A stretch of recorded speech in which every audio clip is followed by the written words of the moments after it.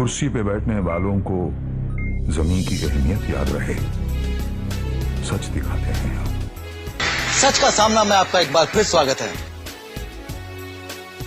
तकरीबन 2 दिन से आप मुंबई में थे, तो क्या खास कर क्या बात की, टिकट को लेकर बातचीत की या कुछ मंत्रालय में भी काम था। मंत्रालय के काम निपटाने के बाद लीडरान से भी मुलाकात हुई और मुलाकात होने के बाद यही कि इलेक्शन का दौर है, अभी कोई भी आचार संहिता लगेगी और मैं समझता हूँ कि 14 तारीख को 4 बजे से 14 तारीख को इंटरव्यू लग गया है।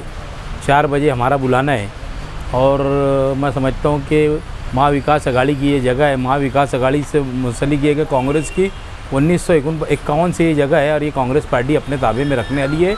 ये फाइनल है कि कांग्रेस पार्टी यहाँ से हर हाल में उम्मीदवारी देगी और हर हाल में उम्मीदवार यहाँ पर कांग्रेस का रहेगा। नेशनल लीडर अखिलेश यादव यहाँ पर आ रहे हैं, कल परसों पत्रकार परिषद में और आज भी कहा, इशारों में कहा कि लीडर यहाँ पर आ रहे हैं, यहाँ पर शुरुआत कर रहे, तो ये बात समझ लेना चाहिए कहीं ना कहीं ये सीट समाजवादी। अरे हो ही नहीं सकता ऐसा।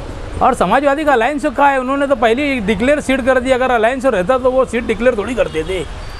सीट का अलायंस का मतलब क्या होता है कि सब बैठ सीट के बातचीत होती, उन्होंने आए और पहले अपनी सीट यहाँ पर डिक्लेयर करके चले गए। अलायंस कहाँ है यहाँ पर समाजवादी के साथ में? अगर समाजवादी से अलायंस रहता तो सीट डिक्लेयर नहीं करते थे। उन्होंने यहाँ सीक्रेट सीट डिक्लेयर करके चले गए ना अबू आसिम आज़मी साहब से।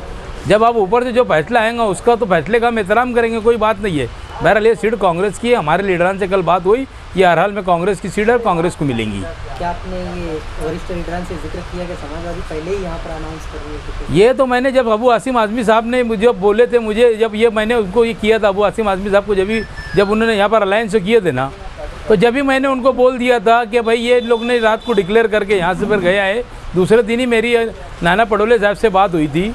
नाना पटोले साहब बोले वो उनका मसला है, उनको अलायंस में रहना है तो हमसे बात करेंगे और नहीं तो उनको नहीं रहना है तो वो डिक्लेयर करेंगे बोले।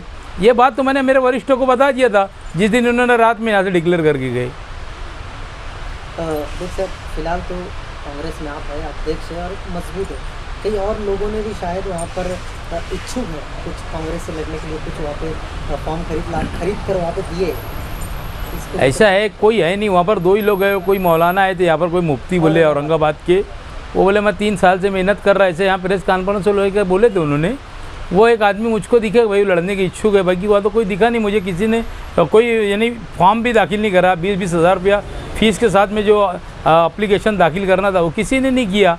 ये सिर्फ हवाई चल रही है कि ये भी उम्मीदवारी कर रहा है, ये भी उम्मीदवारी मांग रहा है। उम्मीदवारी चोरी छुपे कोई मांग रहा होगा तो बात अलग है। बहरहाल ये कांग्रेस की सीट है, कांग्रेस को मिलने वाली है। अलायंस में जिसको रहना है वो वरिष्ठों से बात करेगा। इनकी मीटिंग चालू है, रेगुलर 3 दिन से मीटिंग चालू थी। मैं समझता हूँ कि आज आखिरी दिन है मीटिंग का। वो आज उन लोगों का सीट वाटप के ऊपर फैसला हो गया कितनी सीट कौन लेगा। अब आज शायद हो सकता नाना पटोले साहब आज मुझको ये बोले थे कि भाई मैं जाने वाला हूँ नागपुर जाने वाले, वो नागपुर चले जाएंगे। फिर वो रेगुलर पीर से जो है यानी सीट वाटप कितनी कौन सीट लेगा इसके ऊपर इनका फैसला हो चुका। अब कहाँ की सीट कौन लेगा ये इसके ऊपर इनका फैसला बाकी है।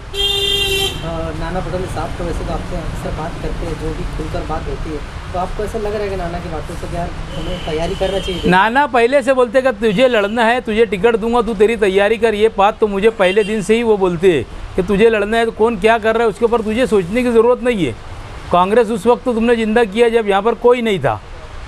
इच्छुक तो बहुत लोग रहते हैं, पार्टी ने टिकट भी तो उनको देना चाहिए ना इच्छुक लोगों को। यहाँ पर आपको मालूम है कि कांग्रेस को ख़त्म करने के लिए कि नहीं ऐसी हो गया था कि कांग्रेस कोई नहीं रह रहा था।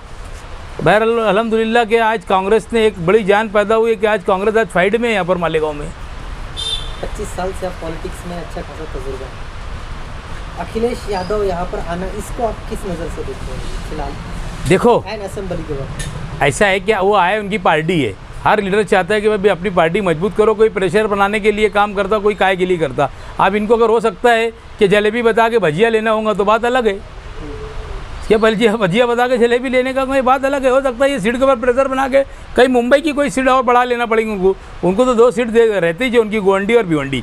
बहरहाल अबू आसिम आज़मी साहब ने उस दिन भी एकदम साफ लफ्ज़ों में बोले कि भाई हमारा कुछ भी हो, बहरहाल मैं लोगों से यही अपील करूँगा कि भाई महाविकास अघाड़ी के उम्मीदवार को वोट दो। उन्होंने उस दिन स्टेज से कहा और उनकी सारी लड़ाइयाँ उन्होंने गिना दी कि भाई मेरा ऐसा था वो ऐसा था। फिर भी उन्होंने कहा कि मैं अगर नहीं भी रहूँगा अलायंस के अंदर तो मैं लोगों से ये कहूँगा कि भाई महाराष्ट्र के अंदर महाविकास अघाड़ी को वोट दो। उन्होंने साफ लफ्ज़ों में ये बात कही है। तो आप देखिए कि क्या है क्या नहीं। राजकारण के अंदर ऐसा है कि एक दिन से कोई बस नहीं हो जाता। उनको कोई सीट और दूसरी इजाद हो सकती है यहाँ से कि भाई गोवंडी और भिवंडी के अलावा कोई मुंबई की सीट मांग ले। मालेगांव की सीट तो कोई हाल के अंदर कांग्रेस देंगी होंगी नहीं। ये कल मेरी बातों से, नाना की बातों से लगा कि ये 1951 सीट है। और मैं समझता हूँ उत्तर महाराष्ट्र के अंदर हमारे कहाँ पर सीट है कि हम जो इनको दे देंगे। आज हमारा यहाँ पर MP है और MP होने के बाद हम यहाँ पर सीट दे देंगे, ऐसी तो नामुमकिन बात ही नहीं है। एक सर, आप अक्सर मुंबई जाते खाली हाथ नहीं आते, कुछ फंड वगैरह लाए क्या आपकी गाड़ी में? लेगा अभी करके आया हूँ, अब आए तो मालूम पड़े कि भाई क्या उसमें मिलता है। तो कल जाकर देख कर आया हूँ, करके आया हूँ, कुछ ना कुछ तो मिल जाए। ऐसा लगता है कि कल GR हो सकता है अभी शाम वगैरह में लिख ले, उसके लिए भी खास था। 2 करोड़ रुपए का GR निकलने वाला था, अगर मिल जाए तो अच्छी बात है, लोगों के लिए तोहफा रहेगा शहरियान के लिए।